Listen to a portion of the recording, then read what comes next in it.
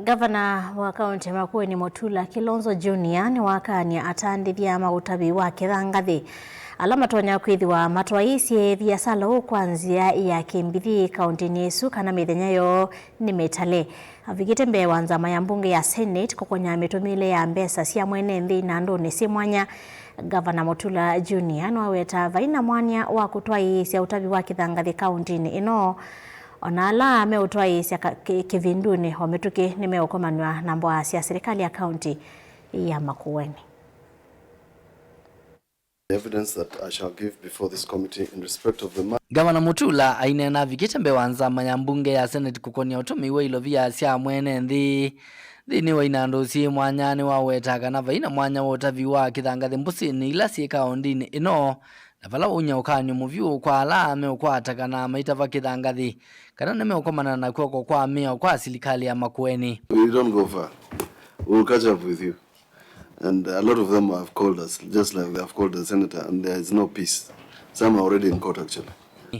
Ngavana Mutula ni wathingilila kana Utavi wa Kithangathi Kaundini ino ni wakoniwa Mungu kwisila wigwano wa Mwenenthi na kaundi isu vala ulo kukwatikana ukoso wa matambia maima kimiao na kunywa koti wa ini vasilingi ngili miongo nyanya na itano. I personally do pay if I need any sand, but you know, you give this money to individuals.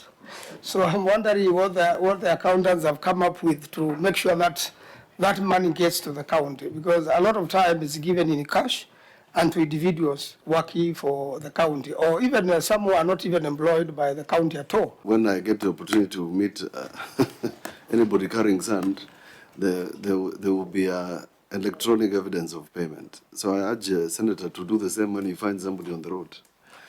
Just stop them and ask them, where is your payment? So none of them is authorized to do cash transactions. There are no cash transactions in Makueni. Zero. And anybody found to have violated, they are paying fines of up to 80,000 shillings.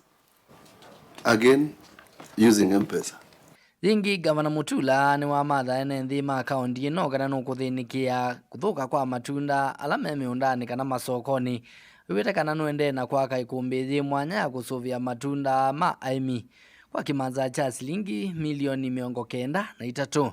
Yes, 70 ton cold room in Watertown, which is not too far away from this factory. And the process will begin immediately the budget is live. We have a budget of 93 million. And we hope to complete that by December. It will be one of its kind in that region of Ukambani. Kavindani kau Ngavana Mutula ni walulumilia muungamo wa kaunti ya Makueni kukonia waki wa kiwanda kimwe kinene cha makambuni kivathukani iweta kana woni wa muvango uu na ula waituwe ni serikali nene ule wa kumatethya Mwenenthi. So does it mean Makueni is not benefiting from the KIPES? Was it done? Did the national government give it was a partnership. Yes. And in the 18 counties that have done the KIPES, none of them is functional. Why? Because I disagreed with the idea of doing a 500 million project that is just brick and mortar. There is no equipment. The phase 2 was just done recently. But none of the KIPES projects is complete in the 18 counties. So for some good reason, I was right. It was in our view as Makueni that KIPES was not feasible. And we said unless they can agree to us splitting the projects and having at least 3 cold rooms and park houses. But fortunately, Mr. Chairman, we have done ours. So we didn't need to do KIPES. Dilivotia vilingi wa movone toa mwaka mweu.